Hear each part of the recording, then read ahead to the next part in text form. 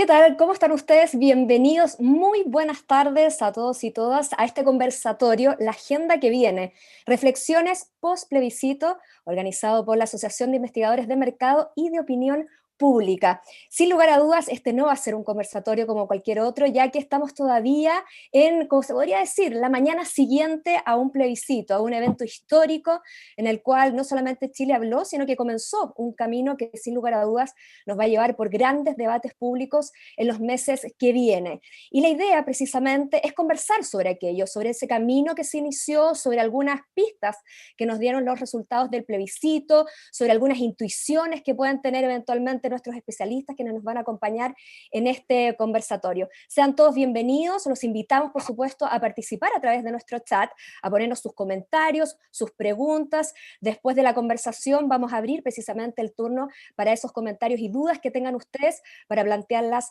a nuestros panelistas. Como palabras de bienvenida, voy a dar paso ahora mismo a Andrés Varas, presidente de la Asociación de Investigadores de Mercado y Opinión Pública, para que se dirija a ustedes y nos dé, de cierta manera, el puntapié inicial. Andrés, ¿qué tal? Buenas tardes. Hola Macarena, ¿qué tal? Primero, muchas gracias y un placer tenerte aquí moderando nuestro evento. Para nosotros es un honor que tú estés haciendo esta pega. Así que, bueno, tenemos un panel de lujo hoy día. Quiero darle la bienvenida a nuestra audiencia, a nuestro público. Muchas gracias por estar aquí, por acompañarnos una vez más en estos conversatorios. Y a los panelistas los va a presentar la Macarena luego, así que yo solamente les hago un saludo, una reverencia, ¿cierto? Son todos personajes muy interesantes de escuchar. Tuvimos una previa el otro día y por lo tanto esto hace que prometa bastante para la conversación de hoy día. Bueno, como asociación, evidentemente, después de los últimos acontecimientos en nuestro país, a pesar de que siempre estamos tentados de entender qué fue lo que pasó, hubo muchas predicciones respecto a los resultados del plebiscito, hubo muchos estudios publicados, algunos que parecían estudios, en realidad no eran estudios, sino que eran más bien actos de campaña o simplemente fake. ¿Ah? Pero bueno, más allá de esa coyuntura, la verdad es que el foco de nuestro interés está puesto sobre las temáticas, ¿no? Sobre los contenidos, sobre la agenda, sobre lo que viene, lo que se va a instalar o lo que se va a reinstalar, ¿cierto?, en la conversación ciudadana de aquí en los próximos meses. Y por lo tanto nos parece súper atractivo empezar a tener conversaciones respecto de aquello, ¿cierto?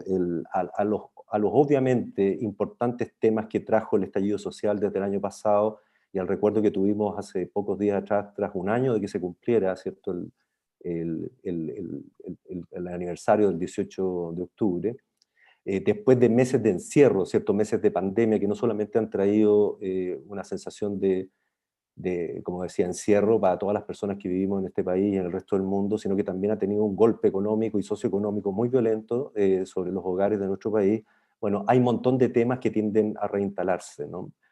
Previo a eso venía una agenda pública, ciudadana, que tenía mucho que ver con la relación con la sostenibilidad de todo tipo, sociocultural, medioambiental, etcétera, pero bueno, no soy yo el que va a hablar de esto, sino que nuestra idea es darles el puntapié, darle la bienvenida a todos los que están presentes hoy día acá y tras este proceso tan importante que inicia Chile, de este proceso constituyente, solamente hacerme cargo personalmente de una, ¿cómo decirlo?, de un emplazamiento que el otro día en la previa nos hizo don Pedro Well, diciendo, bueno, ¿cómo van a estar los investigadores de opinión pública, los investigadores de mercado, puestos o no al servicio de este proceso? Y yo quiero declarar personalmente, probablemente haremos alguna saga para que se involucren más almas en todo esto, pero ofrecer a este proceso constituyente lo que necesita para poder realmente ser un fiel reflejo del mandato que la población hizo, ¿no?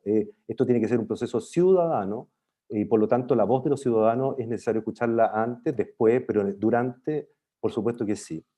No quiero hacer más preámbulo, te los dejo a ti, Maca, saludos a todos y que esto sea un conversatorio de lujo. Así es, gracias Andrés. Procedo entonces a presentarles precisamente a nuestros panelistas, a quienes van a participar de este conversatorio. Ya lo dijo Andrés en su minuto, está con nosotros Pedro Well, él es doctor en sociología, es académico de la Universidad Austral de Chile y también de la Universidad Alberto Hurtado. ¿Qué tal, Pedro? Buenas tardes. Hola, buenas tardes, Macarena. También está con nosotros Magdalena Brown, ella es periodista, es socióloga de la Universidad Católica de Chile y actualmente es decana de la Escuela de Comunicaciones y Periodismo de la Universidad Adolfo Ibáñez. Magdalena, ¿qué tal? Buenas tardes. Bien, aquí, saludos a todos. También nos acompaña Bernardita del Solar, ella también es periodista de la Universidad Católica de Chile, magíster en Humanidades, Convención y Literatura de la Universidad del Desarrollo y actualmente es presidenta de la Asociación Nacional de Mujeres Periodistas. Bernardita, ¿qué tal? Hola Macarena, hola a todos en esta tarde. Y también nos acompaña finalmente Claudio Rudjan, él estudió Sociología en la Universidad de la Academia de Humanismo Cristiano, es socio y director de Ecos, Investigación y Comunicación, y también es dueño de casa en este caso, porque es empresa socia, por supuesto, de la asociación. Claudio, ¿qué tal? Buenas tardes. Hola, hola, ¿qué tal? ¿Cómo están todos? Vamos entonces a comenzar ya nuestro conversatorio, esta puesta en común de ideas, de algunas conclusiones, de algunas intuiciones también después de lo que ocurrió el domingo. Y quiero partir preguntarle a Pedro Güell, un punto que quizás es algo que muchos nos hemos estado preguntando desde que conocimos los resultados del plebiscito. Y es que si eventualmente esa participación que vimos, esa alta participación, sobre todo después de que hemos visto lo que ha sido la participación histórica de los últimos años después de la entrada del voto voluntario, vimos a mucha gente volcarse a las urnas, muchos jóvenes que decidieron votar por primera vez, aún tenemos que desagregar mucho los resultados, pero algo indica que hubo un nuevo romance entre los chilenos y las urnas, y lo que muchos se están preguntando es si ese romance también va a ser entre la política y la sociedad, es decir, si este camino que comenzamos, este camino constituyente, este proceso constituyente, va a significar quizás una nueva relación entre política, partidos políticos eventualmente, independientes que entren a la política y la sociedad. Pedro, te doy la palabra y ¿qué piensas tú precisamente a raíz de esa relación? Gran pregunta, Macarena, en realidad varias preguntas en una, no tengo capacidad para responderlas todas, además estamos muy encima de los hechos, entonces tampoco están todos los datos sobre la mesa como para poder sacar todas las conclusiones posibles, pero yo creo que hay que partir situando la conversación y por lo menos yo quisiera exponer como mi punto de vista también en lo que sigue para mi conversación, y es que este proceso tiene muchos ángulos desde donde puede ser visto, tiene muchas cosas en juego. Conversábamos el otro día precisamente, Andrés mencionaba que tuvimos una previa, conversábamos que este proceso constituyente y los resultados, por lo tanto, del plebiscito del domingo pueden ser vistos como una suerte de edificio donde en distintos pisos se juegan distintos partidos. Sin embargo, es el mismo edificio. El proceso constituyente va a ser uno solo, pero va a tener distintos juegos y por lo tanto hay que aprender a mirarlos todos ellos para sacar en cada caso las conclusiones correctas. Yo creo que uno de los partidos fundamentales que se juega en este proceso constituyente es la relación entre la sociedad y el sistema político o el Estado más en general. Y yo creo que hay que partir reconociendo que el proceso constituyente es una respuesta y una reacción al estallido del 18 de octubre, un estallido que expresó un malestar social, pero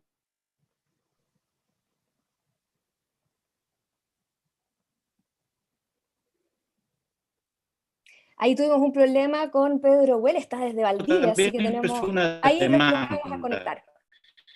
demanda no tenía orgánica, por lo tanto quedó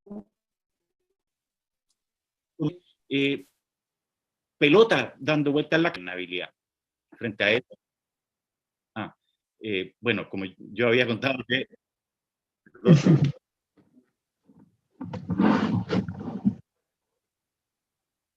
¿Desde el principio?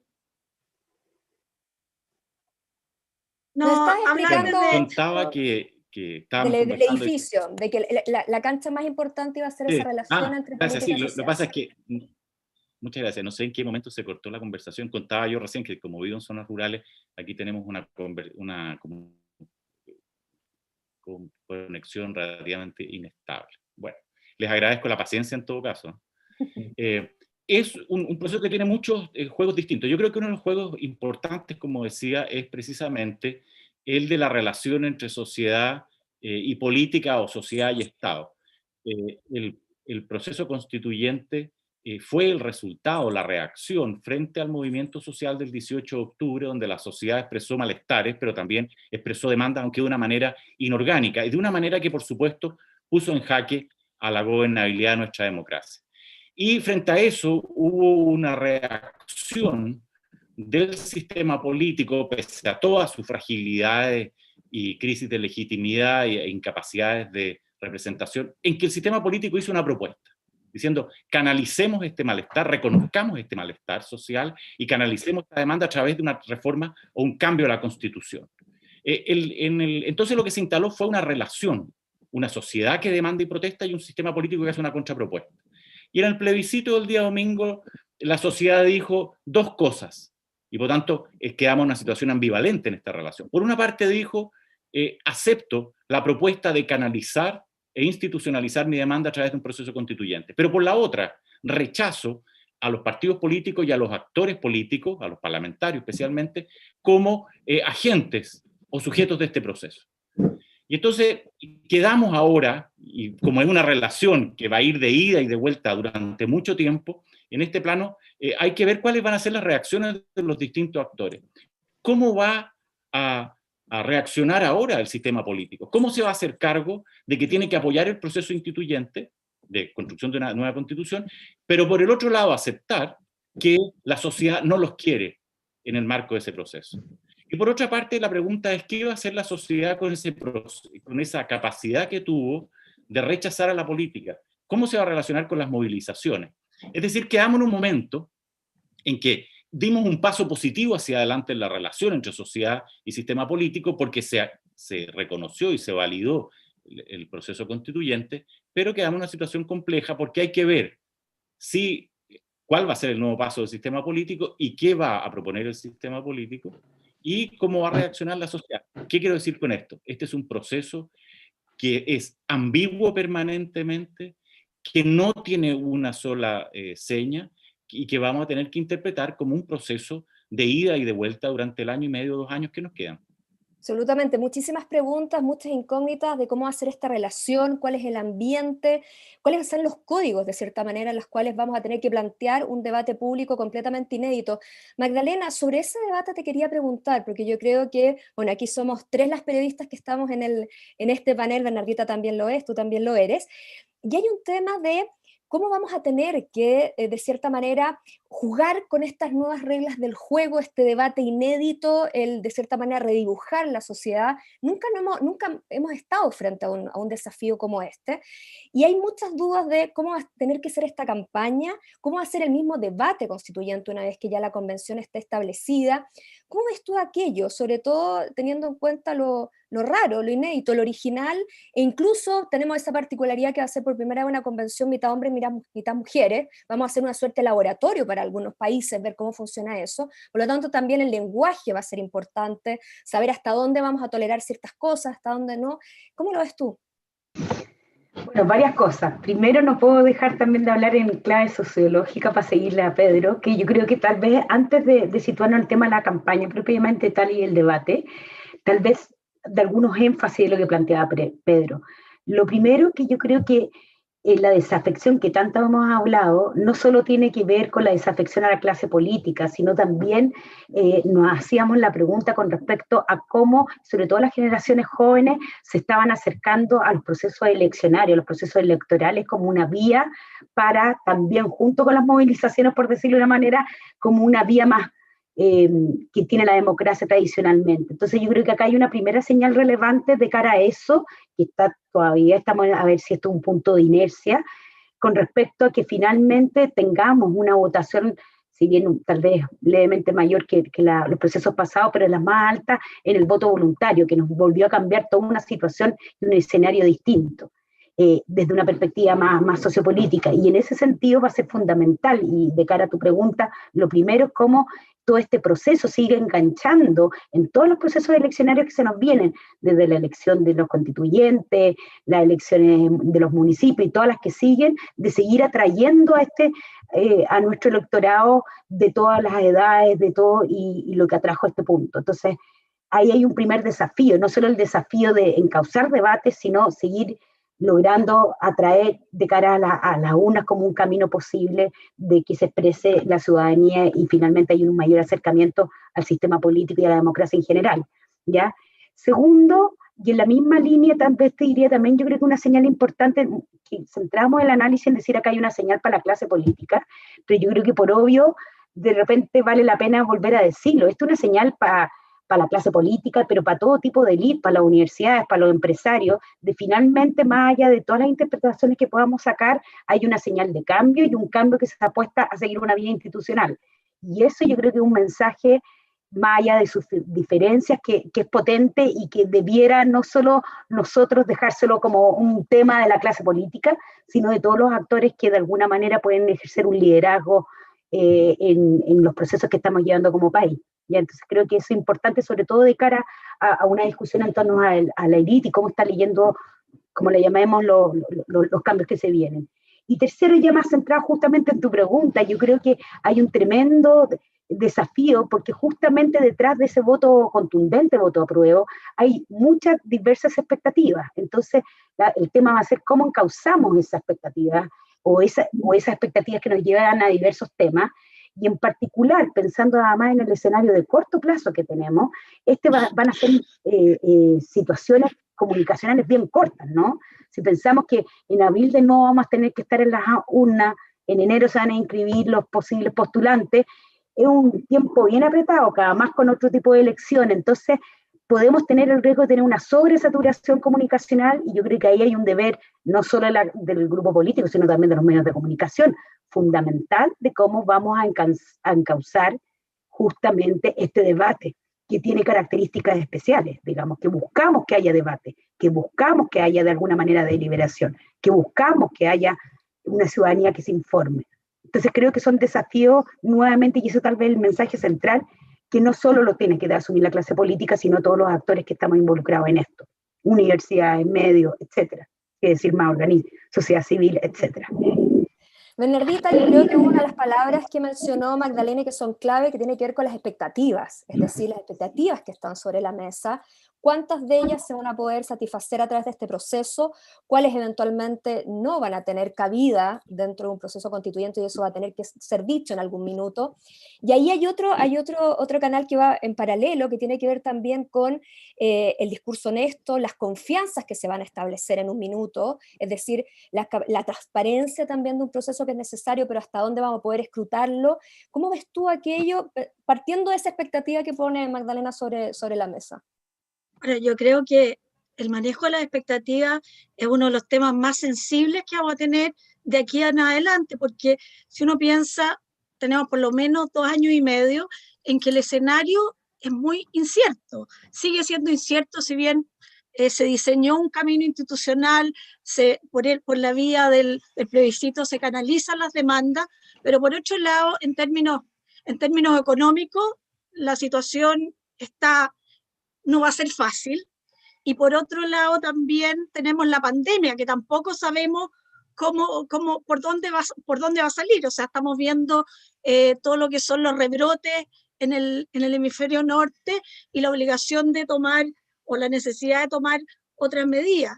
Entonces, esto nos pone en un escenario muy complejo, y yo creo que uno de los temas centrales, y de verdad yo decía en las conversaciones previas, que es muy difícil o hay muy pocas respuestas, y es precisamente al tema al que aludía Pedro, en términos de recomponer las confianzas entre lo que son los políticos y la sociedad, porque en definitiva sabemos que la confianza es algo demasiado frágil, y si miramos las encuestas, los partidos políticos por un lado, el gobierno por el otro, y todas las instituciones están, yo creo, sin posibilidad de equivocarme, en los niveles más bajos que han estado nunca. Entonces ahí hay un trabajo que hacer, y que en definitiva yo no sé si la política o la élite va a ser capaz de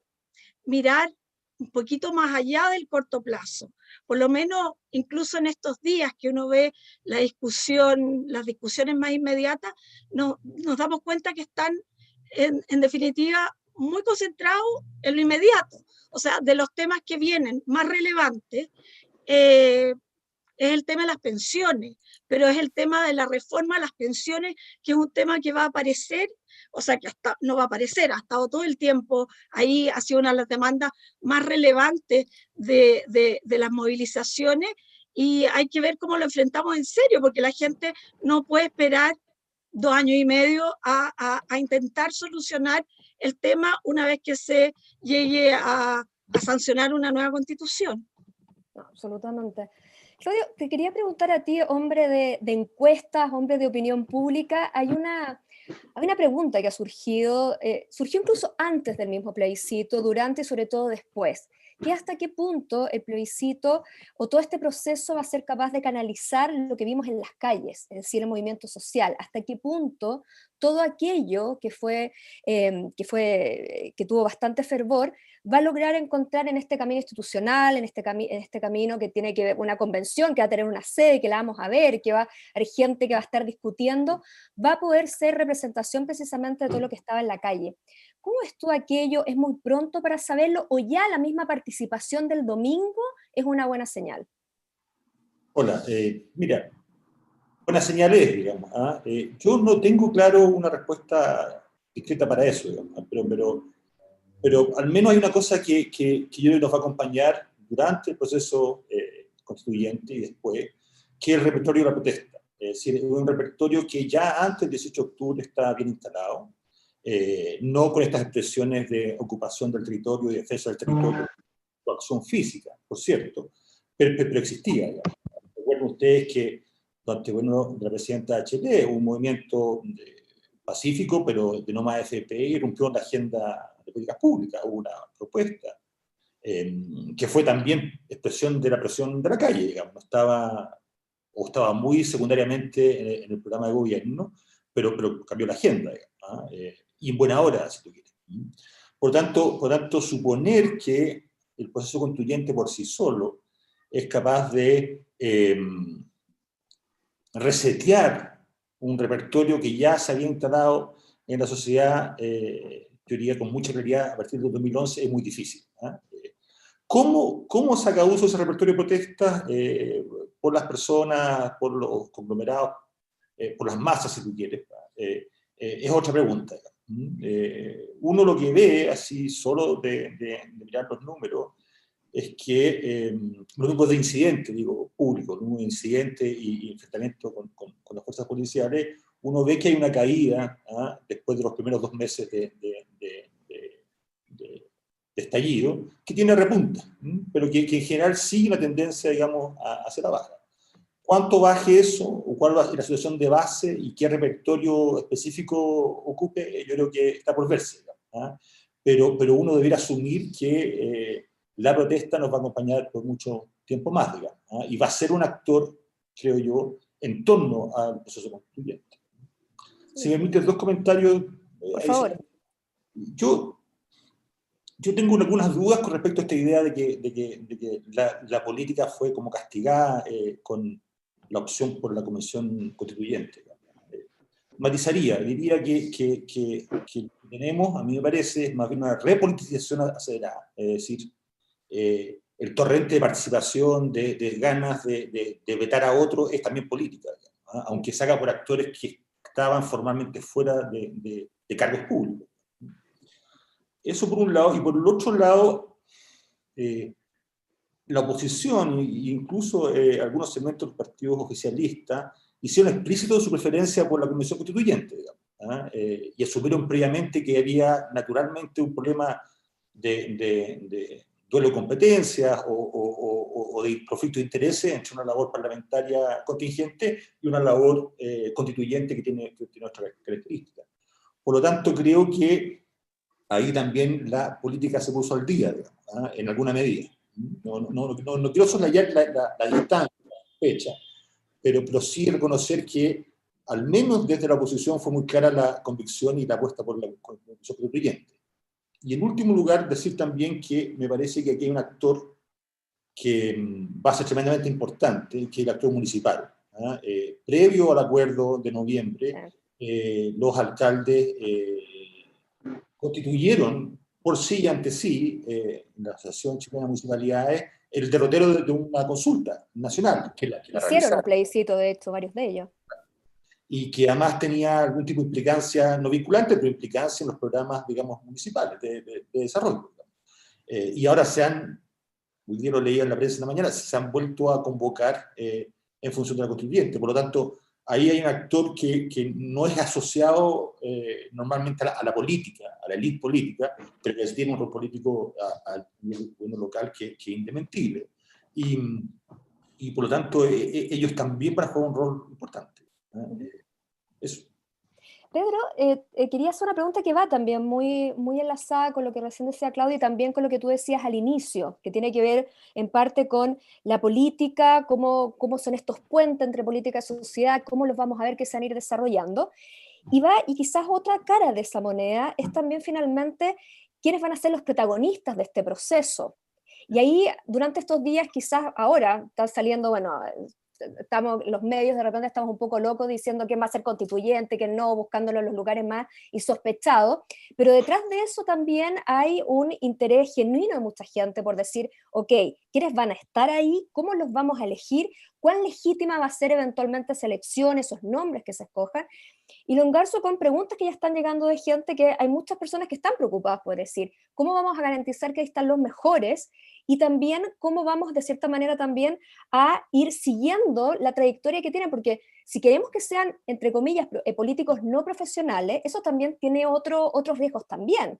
Entonces, ¿cómo podemos ir visualizando lo que va a ocurrir con estos eventualmente protagonistas que puede que sean bastante noveles en esto de la política, o no, porque quizás nos terminamos viendo con cuadros bastante conocidos?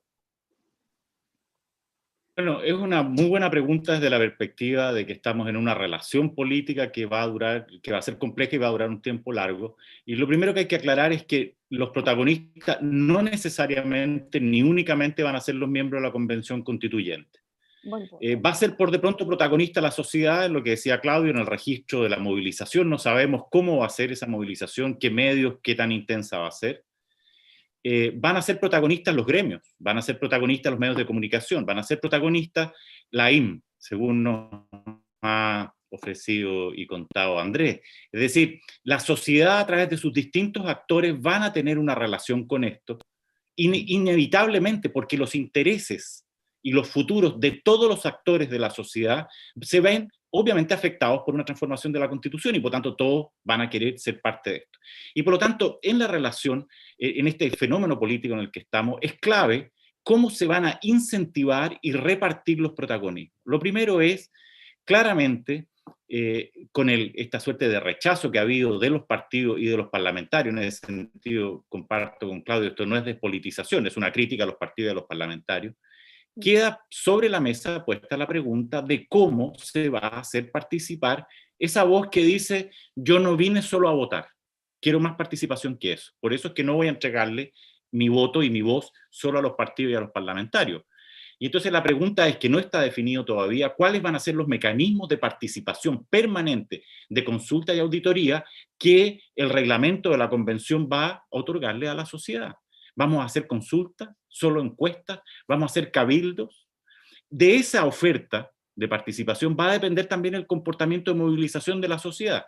Uno puede dar por firmado que si el sistema político, a través de las reglas de la convención, no ofrece unas estructuras amplias y transparentes de participación permanente de la sociedad, la movilización va a volver a las calles en el momento más complejo. Por otra parte, también va a estar toda la participación, como decía, de los gremios, o sea, ¿cuál va a ser el mecanismo que ellos van a usar? Mecanismos también legítimos. Los gremios también se movilizan, los gremios también crean ingobernabilidad, los gremios también amenazan. No van a la calle normalmente, sino que más bien a sitios alfombrados, pero lo hacen exactamente igual. Y finalmente, ¿cómo aseguramos ya ahora dentro de la convención, es decir, en los elegidos, que sean los mejores? Por definición, en democracia, los que son elegidos, sean quien sea, son los mejores. Me gusta esa convicción que tiene Pedro por definición, democracia, los elegidos son los mejores. Magdalena, pero también lo que plantea Pedro tiene sus riesgos, es decir, tiene los riesgos de no encontrar los canales apropiados, tiene los riesgos también de repente de sobre sobre representar a algunos sobre otros, de algunos que aprendan a manejar mejor en los canales que otros, y terminemos con una distorsión finalmente de qué es lo que realmente quiere la sociedad. ¿Cómo ves tú ese desafío? Que efectivamente acá hay un tema con respecto a algo tan básico que es volver a la diversidad, y volvemos al tema de las aspiraciones. No voy a hablar más de expectativas, voy a hablar de aspiraciones, y efectivamente acá vienen muchas temáticas. Y ahí quiero recoger de alguna manera la reflexión que hacía al final Claudio con respecto a los alcaldes. ¿Y qué tiene que ver con esto? Finalmente, más allá que uno pudiera decir hoy un alcalde sale más en el matinal u otro, no hay que olvidarse que finalmente de alguna manera, aparte de ese liderazgo de los alcaldes, tiene que ver con esa capacidad y esa conexión con la base, con el terreno, con los problemas locales. Entonces, ahí una gran pregunta es si finalmente de cara a los candidatos, a los postulantes, no solo se encaucen las temáticas ciudadanas, sino que también estos candidatos de alguna manera reflejen esas distintas identidades o esas distintas referencias locales o de alguna manera.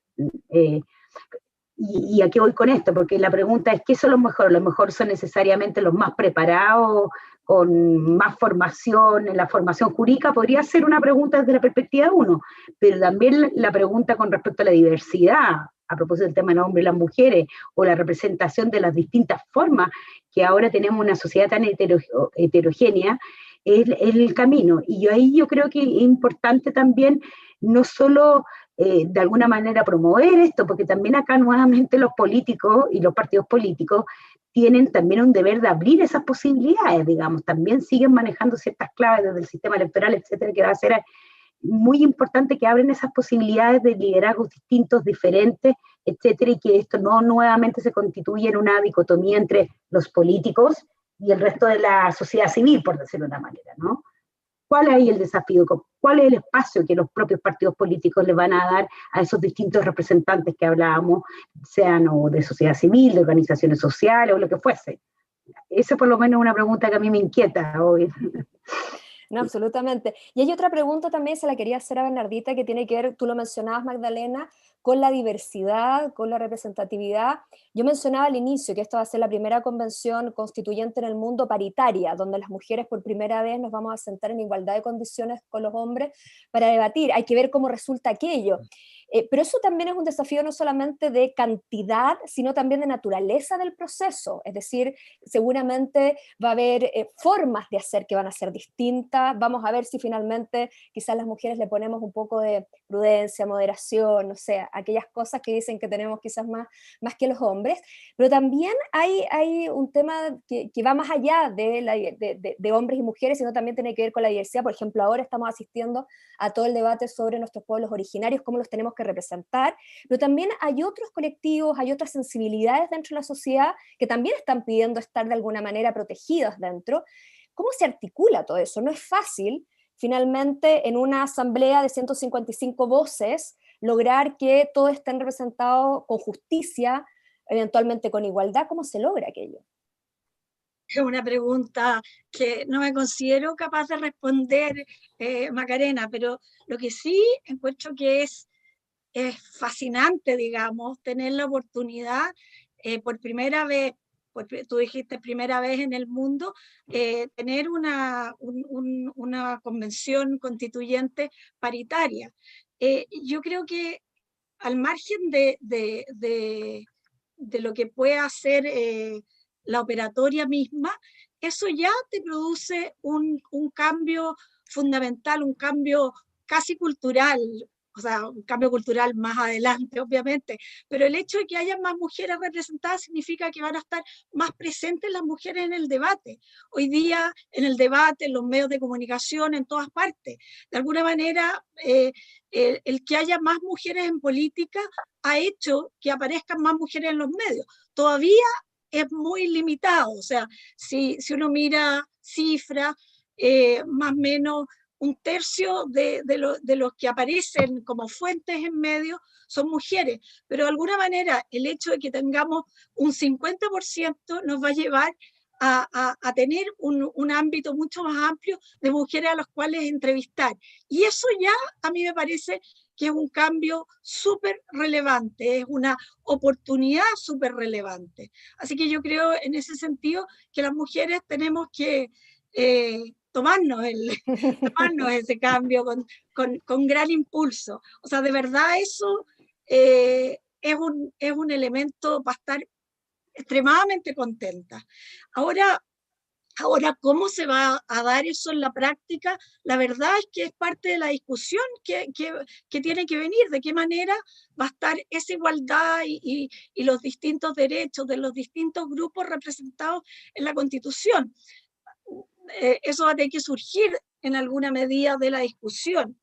Así que ahí creo que tenemos que esperar para ver cómo se desarrolla. Claudio, y desafío para ustedes, los que estudian la opinión pública, todo esto que va a empezar a ocurrir, ¿cómo van a participar en esto? Porque sin lugar a dudas las encuestas tienen que ser un insumo, una suerte de, digamos, contenido que tiene que estar disponible para este proceso tan complejo, pero también, como decíamos, con ciertas características inéditas, en las cuales van a estar representados grupos que eventualmente nunca habían estado representados. Por lo tanto, también me imagino para ustedes el desafío grande es cómo ahora logramos llegar bien a lo que ellos quieren. Si tienen tantos asientos, por ejemplo, eventualmente en la convención, ¿cómo logramos saber bien, por ejemplo, lo que opinan los pueblos originarios? Me imagino que para ustedes esto es un desafío gigantesco. ¿Cómo lo ven desde quienes hacen opinión pública, quienes estudian la opinión pública, el rol que tienen que tener? Bueno, es súper desafiante, digamos, porque estamos de alguna forma haciendo como una conjetura, digamos, pero yo creo que como industria estamos un poco al debe, digamos.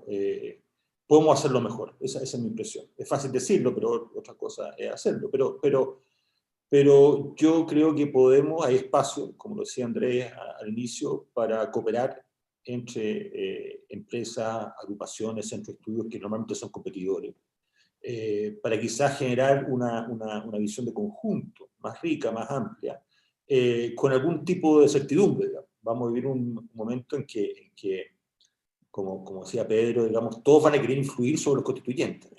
Sí. Y no solo legítimamente, sino que también ilegítimamente. Eso yo creo que hay que asumir. Entonces, va a haber intoxicación noticiosa, va a haber controversia dirigida, targeteada, y por lo tanto tener la posibilidad de hacer un screening, de poder hacer una visión más general sobre las demandas de la sociedad chilena, antes, durante y la salida del proceso. Yo creo que puede ser una contribución de la industria, ¿no?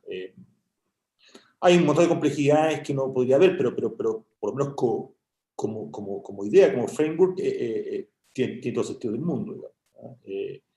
Pero eso, digamos, va a ser un desafío también para los constituyentes, digamos, que van a tener que navegar en un mundo que se les va a pedir mucho a ellos, digamos, en que van a poder hacer menos cosas probablemente las que todos imaginamos, que van a tener restricciones importantes y que van a necesitar conversar sus dudas, digamos, ¿eh? Y por lo tanto hay un aprendizaje de todos en esto. Pero ciertamente por la industria deberíamos ser más, digamos, ¿eh? De partida, no sé si el problema de la industria, de partida uno podría agregarle a este listado de codemandas también extender a la universidad, a los centros de investigación y a los intelectuales en general, digamos, que necesitamos una explicación plausible del 18 de octubre. Yo creo que no la tenemos, digamos, ¿no? Las disputas sobre la génesis y la protesta están lejos de converger en algo, digamos, ¿no?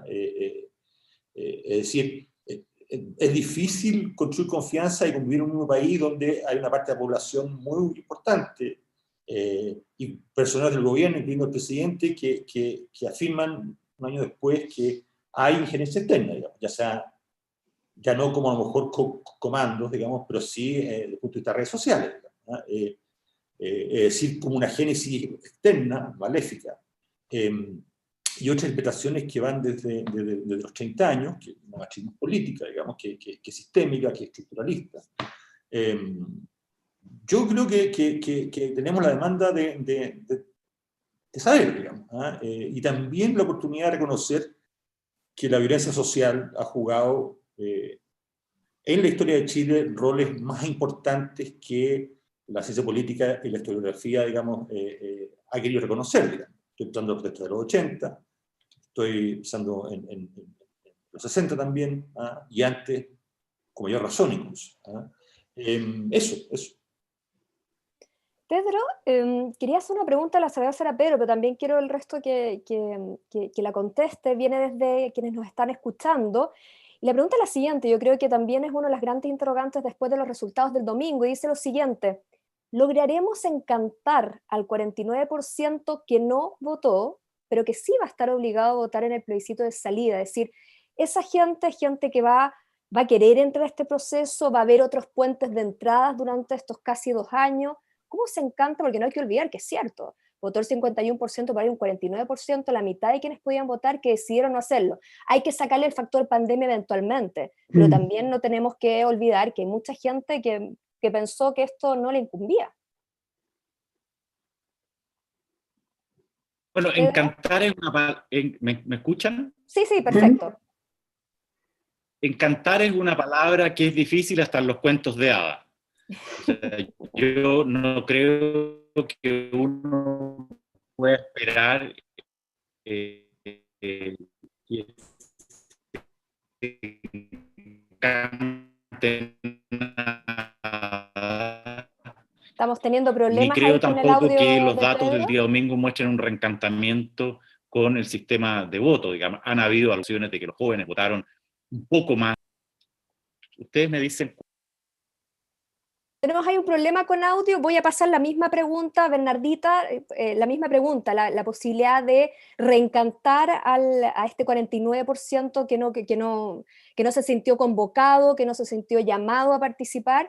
¿Qué es lo que podría esperar uno? Mira, yo pienso que han celebrado mucho los niveles de participación, pero la verdad es que si uno mira en términos relativos, no es tanto el aumento, y la mitad de la gente, como dices tú, no concurrió a votar. Pero sí es interesante ver que votó gente que se incorporó al proceso, gente que estaba fuera del proceso. Entonces, yo creo que en esos términos se va a ir legitimando, y en la medida que se desarrolle un proceso bien encauzado, bien estructurado, transparente, creo que la gente se va a ir incorporando, porque mal que mal, la mayoría, el voto, el apruebo, demostró que hay un apoyo muy relevante a la democracia, que los que no apoyan a la democracia son pocos, digamos. Lamentablemente hacen mucho ruido, pero son pocos. Entonces, creo que el trabajo que tenemos que hacer, y tenemos este trabajo que hacerlo todos, o sea, en todos los ámbitos, en todos los medios, es en definitiva intentar canalizar este proceso de la mejor forma posible. Hay temas re complicados, que un tema, por ejemplo, que no hemos tocado, que es el tema del reglamento. Yo estaba leyendo algunas cosas y, por ejemplo, leía en un artículo que escribió Lucas Sierra sobre los reglamentos, precisamente que, por ejemplo, que en el caso de Bolivia estuvieron trabajando 7 meses en el reglamento cuando tenían un plazo de 12 meses para elaborar una nueva constitución. En el caso de Colombia pudieron funcionar de mejor forma porque entraron con un reglamento ya establecido que les entregó el gobierno. Pero el reglamento es un tema que nos va a ocupar ahora y que me parece fundamental. Absolutamente. Magdalena, hay un tema y una palabra también que dijo Bernardita, que está dentro de una de las preguntas, que tiene que ver con la transparencia. Uno de nuestros auditores decía que no había tanto que quizá obsesionarse con la representación eventualmente, con la igualdad al momento de llegar a la convención, pero que sí era clave que hubiera transparencia. Ahora también hay quienes dicen, y recuerdo una entrevista que salió en La Segunda hace algunos días atrás, donde un especialista decía, ojo, que la transparencia total en estos procesos tampoco es saludable. ¿Dónde poner la justa medida, no? Yo creo que la transparencia junto a otros atributos tienen que ver con la calidad de un proceso y un debate, y esa es la promesa de la Constitución, ¿no? Entonces yo creo que concuerdo que, y volviendo un punto a la conversación que tenía antes Bernardita de si fue alto o no alto la participación, cuando estamos en un sistema de voto voluntario, siempre cada elección es como una propia, se entienda bien, batalla, ¿no? Uno nunca puede, todavía no tenemos una consolidación de un electorado que sepamos que va a ser el mismo electorado que va a votar a todas las elecciones. Entonces yo creo que todavía estamos en una fase de reencantamiento, y con todas las dificultades que puede implicar esa palabra que decía Pedro, permanente con respecto al proceso, en general, en los procesos electorales. Y en ese sentido yo creo que justamente la calidad del debate que haya en esta instancia, y que de alguna manera no se, o que la ciudadanía se perciba que no se caen en las viejas prácticas que critican de la política, incluyendo la transparencia u otra, son elementos claves para poder gestionar un proceso que finalmente apuesta a la legitimidad que estamos buscando. Y eso, y ahí a propósito de algunos comentarios que llegaban por ahí a propósito de qué, y no solo con respecto a la Constitución, de qué incentivos pueden tener las distintas élites, incluso las que uno puede incluir, para repensar esto como un cambio, es tan básico que cuando, bueno, uno ve cualquier encuesta de cualquiera de estas empresas o de incluso el CEPCA, y que Bernardita trabaja, la crisis de legitimidad no solo tiene que ver, y eso yo creo que es tan obvio que no hay que volverlo a decir, no solo tiene que ver con los políticos, o sea, son las compañías, son las empresas, qué decir, los medios de comunicación también. Entonces, el tema más de fondo, desde una perspectiva no solo política, más social, de un tema de legitimidad y de cómo reconstruir confianza, y si esto implica un elemento de cómo nos planteamos los distintos actores, no le está llegando, yo insisto, solo a los políticos. Los números van a la baja para todas las instituciones. Entonces creo que ahí está principalmente un desafío de cara a los temas en general, y señalaba antes de lo que implica este resultado, de cómo el desafío de acercamiento a la ciudadanía no solo lo están teniendo los políticos, sino que yo creo que varias entidades, incluyendo, insisto, también los medios de comunicación. Totalmente. Claudio, te extiendo también la pregunta que hacía sobre si, bueno, a Pedro no le gustó que usara lo de encantar, pero tomé exactamente la palabra que usó nuestro auditor de encantar, este 49%.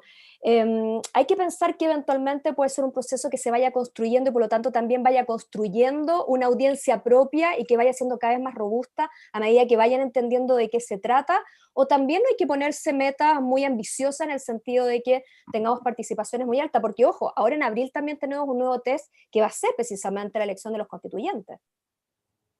Claro, ahí hay dos tipos hay como dos formas de contestarlo. Uno, en términos prácticos, con participaciones en términos absolutos relativos, conmensurables o mayores al último presidente en ejercicio, tú tienes legitimidad garantizada, digamos. Es decir, el proceso, por puro sentido común, no es impugnable. Por lo tanto, la vara de nuestra legitimidad en este proceso es la participación efectiva, con COVID, con problemas, con todo lo que tú quieras, pero del 50 puntos. Y eso es consistente también con nuestra historia reciente, sin meterme en el tema si el voto voluntario o obligatorio. Ahora, esa es la primera respuesta, digamos, o sea, da.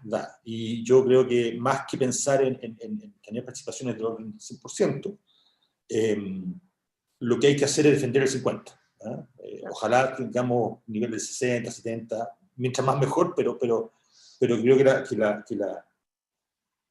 la consigna es defender el 50%, del punto de vista de la participación. Ahora ahí, lo que Magdalena subrayaba, yo creo que es re importante retenerlo, y probablemente lo vamos a saber parcialmente cuando se hagan análisis de meses. Es decir, este 50% nominal es el mismo 50% de antes, o es un nuevo 50%. O cuánto tiene de nuevo y cuánto tiene de un electorado afirme, que siempre vota. Todo indica que un electorado distinto al que votó en segunda vuelta de elección del presidente Piñera.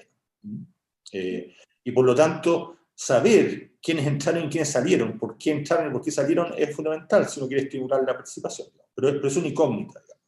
Uno puede suponer de que por el COVID tú tuviste menos participación de personas sobre 50 años, o sobre 60.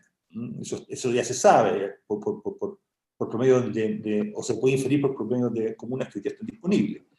Pero dice poco. Mi impresión es que hay un electorado distinto. Yo creo que entró una parte significativa de jóvenes politizados, y se quedó en la casa una parte significativa de un voto más bien de centro-derecha o derecha, que tuvo una disonancia cognitiva muy grande entre la oferta de rechazar la violencia o la exacerbación de la violencia en la franja del rechazo, y participar de un proceso que la propia franja definía como no legítimo, digamos, en la medida que había nacido desde la violencia callejera.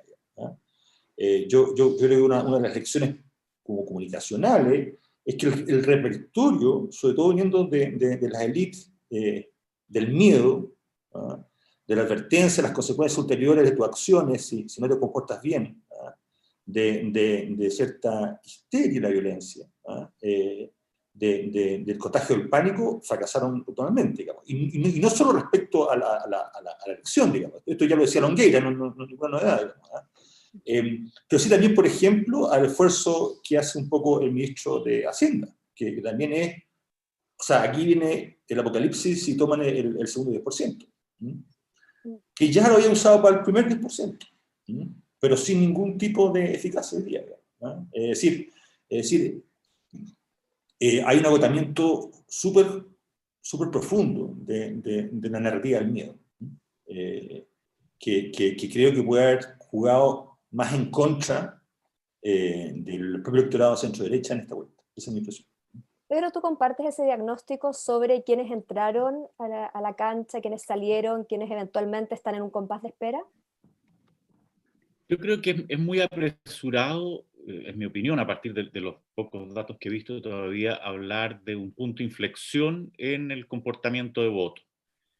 Sabemos, básicamente por el estudio de comunas, que hay una leve mayor presencia de comunas más jóvenes y hay una leve mayor presencia de comunas con sectores populares que en las elecciones previas. Ahora sí uno va a decir ahí, pero tampoco los números son tan espectaculares. Piense que pasamos de participación de 49 a 51, o sea, las modificaciones no son tan grandes.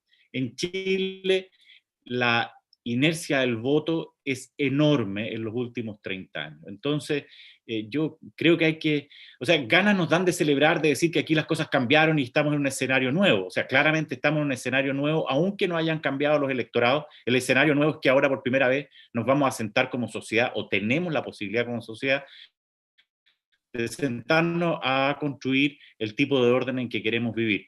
Y eso ha ocurrido incluso si el electorado es el mismo de antes. Nos encantaría que fuera de otra manera, pero yo no apostaría a ello.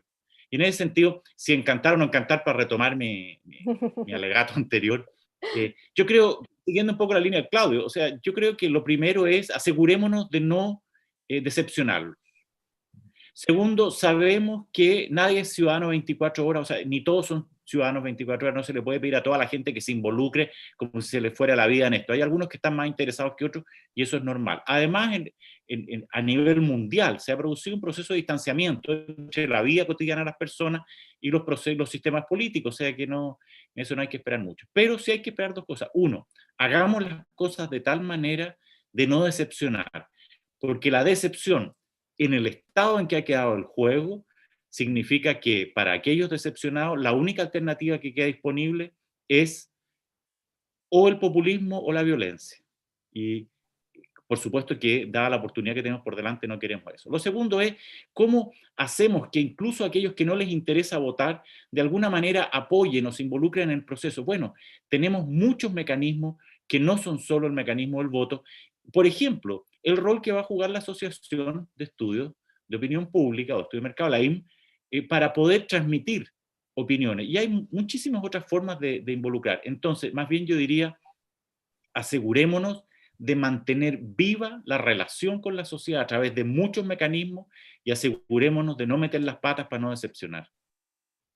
Decepcionar, Magdalena, yo creo que es una palabra que a uno porque finalmente lo que conlleva eso es decir, bueno, ¿qué es decepción para ti? ¿Qué es decepción para mí?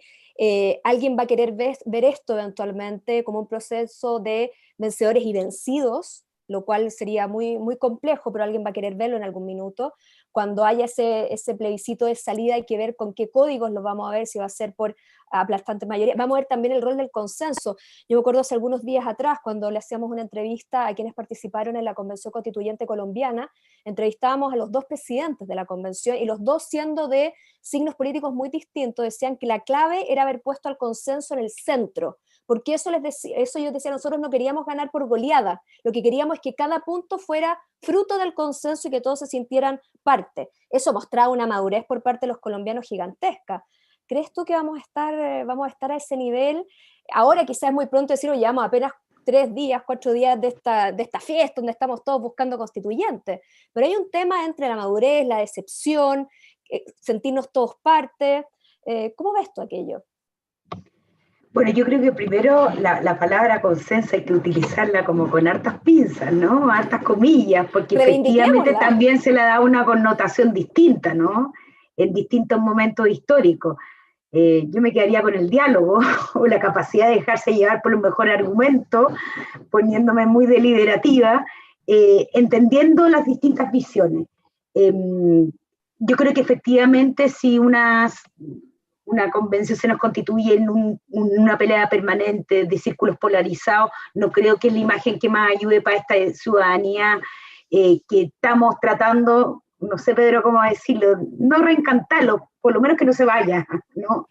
Que por lo menos concurra a las urnas, si me pongo muy humilde. Entonces, ahí yo creo que hay un tremendo desafío de cara a eso. Insisto, no usaría tal vez la palabra consenso porque en algunos momentos y círculos hay ciertas connotaciones a ella, pero sí la capacidad de diálogo y llegar eventualmente a acuerdos, porque también el otro escenario, un escenario dicotómico de solo conflicto, no sé si es un tema que va en sintonía con mucha la ciudadanía y justamente un elemento que se critica como de polarización o de cierta elite política que no es capaz de llegar a llegar a ciertos acuerdos, al menos lo que algunos estudios que uno ve, justamente algunas empresas que son socias acá en la IM apuntan a ello, ¿ya?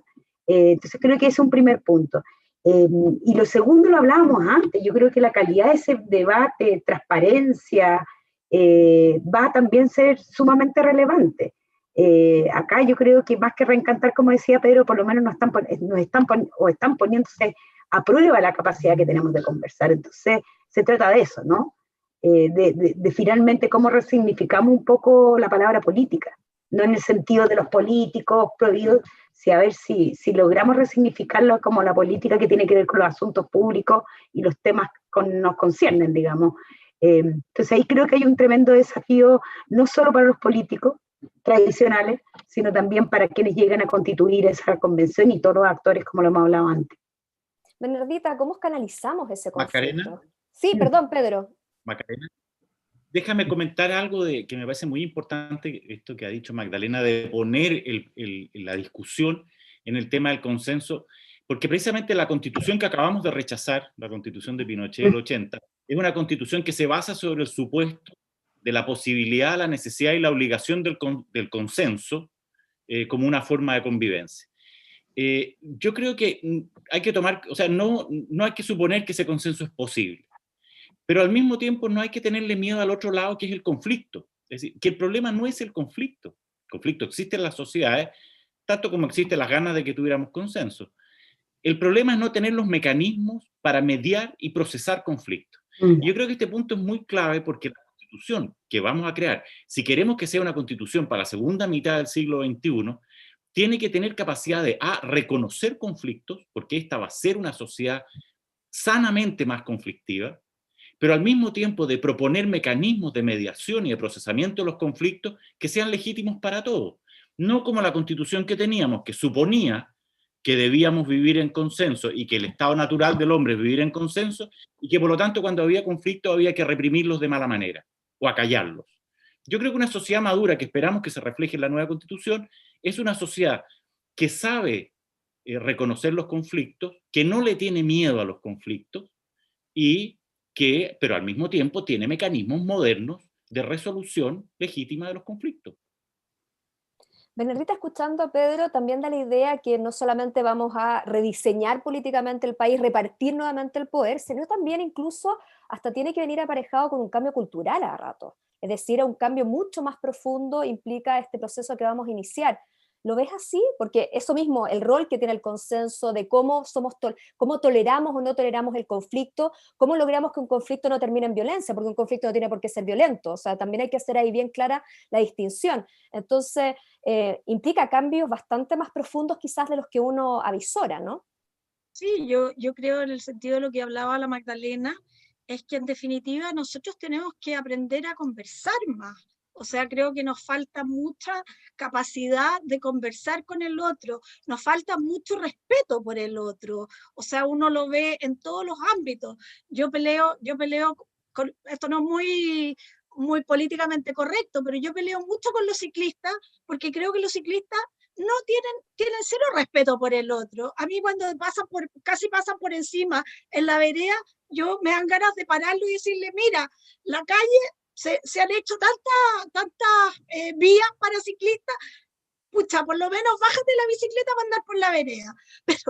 Pero de verdad, en definitiva, yo creo que tenemos que tratar de conversar más, tener mayor tolerancia, porque las discusiones, o sea, tener más empatía al final, de ser capaz de ponernos en el lugar del otro y comprenderlo.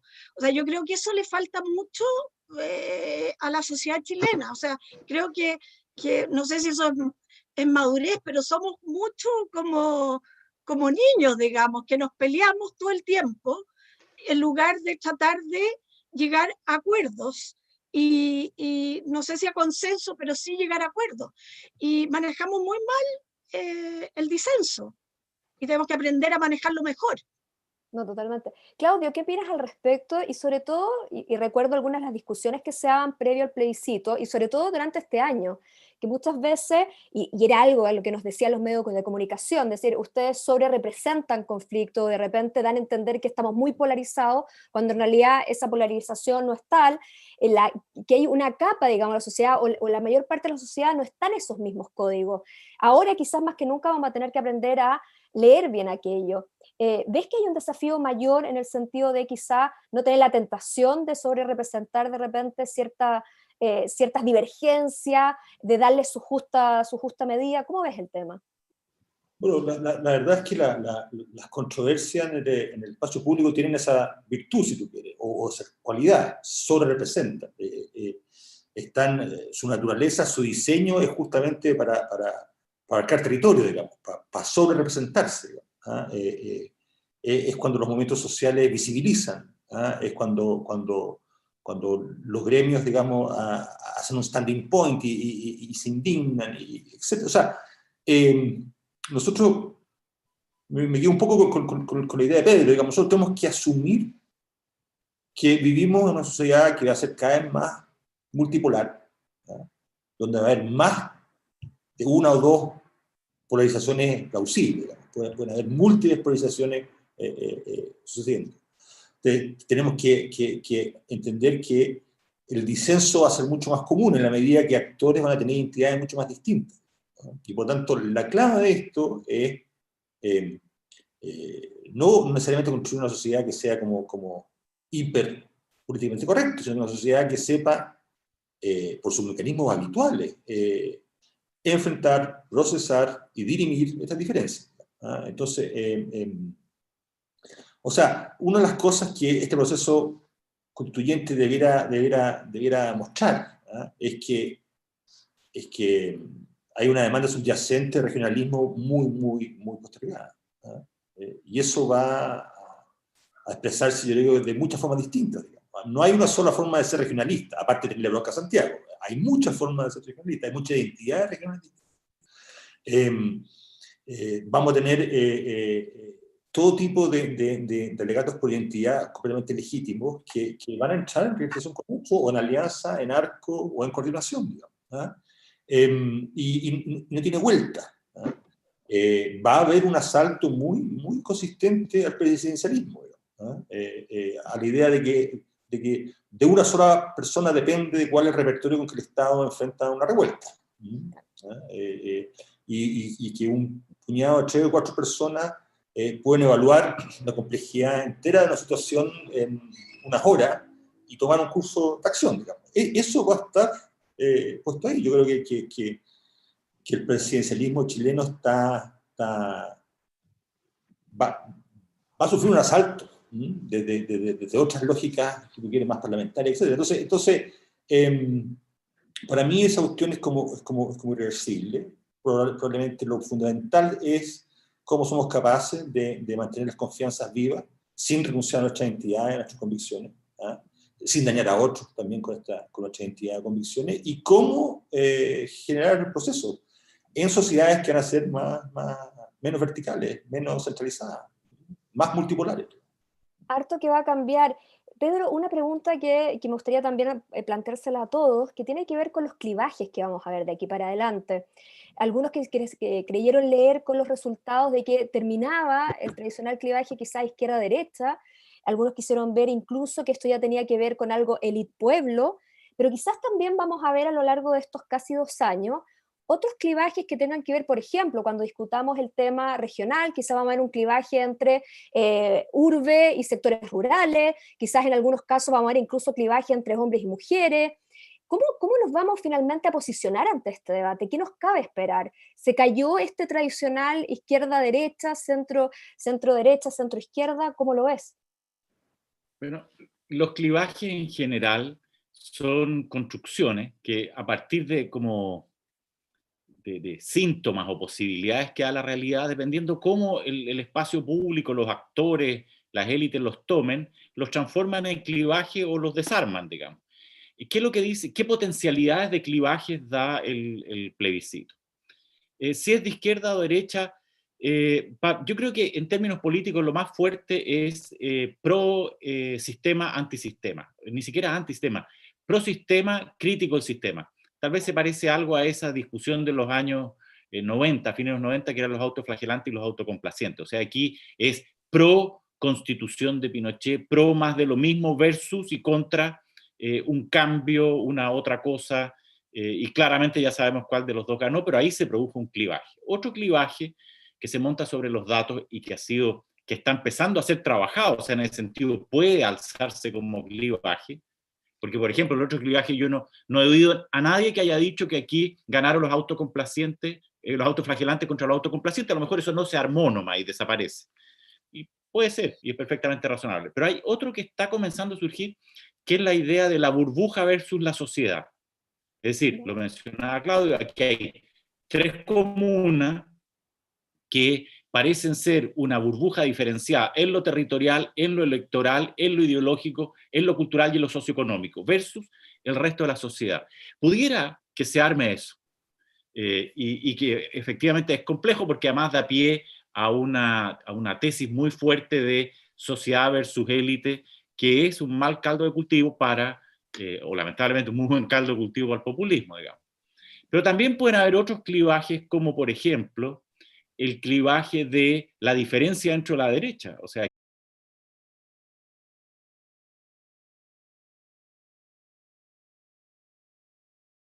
yo quiero ser pesimista respecto al gobierno. Yo creo que no,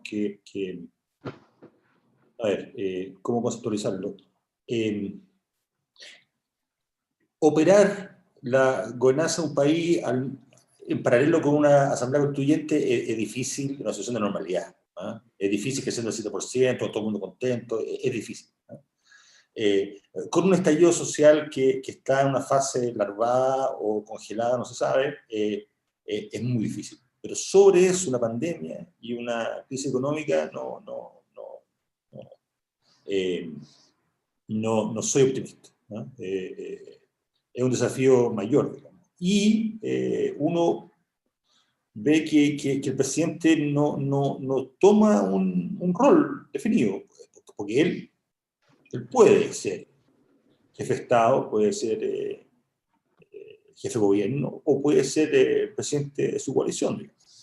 Pero eso que ya en situación de normalidad como que hace crujir al entorno, en esta situación es súper jodido, ¿ya? Porque no puede pasar a decir que felicita a todo el mundo por votar, y en la tarde decirle a su coalición de que van a estar más unidos que nunca porque los otros se van a desunir y vamos a hacer todo lo posible para generar un acuerdo de sociedad en que vivimos. O sea, eso está muy bien para un jefe de coalición, digamos, es su pega, es completamente legítima.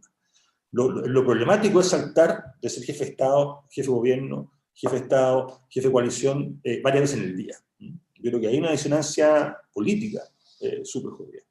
Lo otro es que un gobierno que no quiere ayuda, que le cuesta mucho generar espacios de confianza con fuerza que no sean de su opinión.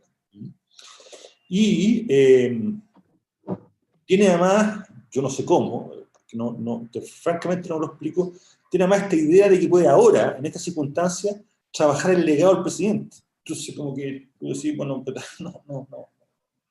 ¿Cómo? Entonces, uno diría que un gobierno en esta circunstancia, con una pandemia que no está retrocediendo, ni en Chile ni en el mundo, que se estacionó, que es endémica, con una situación económica que solo va a empeorar, con todas las cosas de incertidumbre que tenemos, digamos, respecto al propio proceso constituyente, que bienvenidas son, pero que son incertidumbre, naturalmente. Debería tener un solo objetivo, digamos, que es recuperar las confianzas,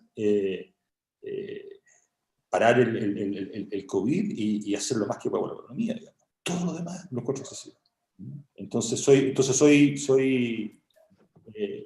poco optimista. Soy poco optimista. Querer ganarlas todas, querer ser el mejor presidente de la República, siendo el mejor jefe de Estado, el mejor jefe de gobierno, el mejor jefe de coalición, al mismo tiempo no es posible. Okay. Desafío grande no solamente para el gobierno, sino sin duda alguna para la sociedad completa. Y para los constituyentes, bueno, que está todo por decir, el gran camino que se les abre por delante. Nosotros lo dejamos hasta aquí. Queremos agradecer a nuestros panelistas, a Pedro Well, a Magdalena Brown, a Bernardita del Solar y por supuesto a Claudio Rutián por la amabilidad que han tenido de compartir estos minutos para analizar lo que ha sido el post-plebiscito, estas reflexiones después de ese plebiscito del 25 de octubre. Por supuesto agradecer a la Asociación de Investigadores de Mercado y Opinión Pública por habernos dado este espacio para poder conversar, algo que por supuesto debemos seguir haciendo y mucho en los meses que vienen. A ustedes, a quienes nos han seguido a través de las redes sociales y a través de YouTube, le agradecemos su confianza y por supuesto su paciencia, y será hasta una próxima oportunidad. Buenas tardes. Chao. Chao. Chao.